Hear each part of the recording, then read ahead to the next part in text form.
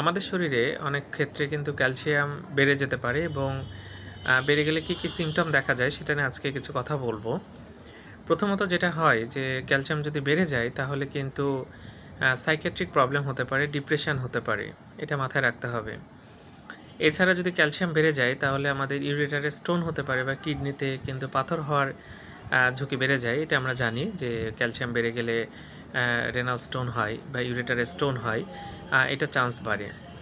এছাড়া পেট ব্যথা করতে পারে এবং অনেক সময় কিন্তু প্যানক্রিয়াটাইটিস হতে পারে। হাইপারক্যালসিমিয়া কিন্তু প্যানক্রিয়াটাইটিস করতে পারে। এটা মাথায় রাখতে হবে এবং জয়েন্ট পেইন হতে পারে। বেশি ক্যালসিয়াম বেড়ে গেলে কিন্তু জয়েন্ট পেইন হতে পারে।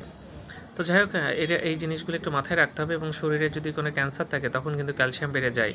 আবার আমাদের হাইপার প্যারাথাইরয়েডিজম যদি হয়, প্যারাথাইরয়েড গ্ল্যান্ড বেশি প্যারাথরমোন তৈরি করে, তখন কিন্তু ক্যালসিয়াম বেড়ে যেতে পারে। তো বেড়ে গেলে কী সিমটম হয় আমরা সবাই জানলাম। আশা করি আমরা সবাই সচেতন হব এবং সতর্ক হব। ধন্যবাদ সবাইকে।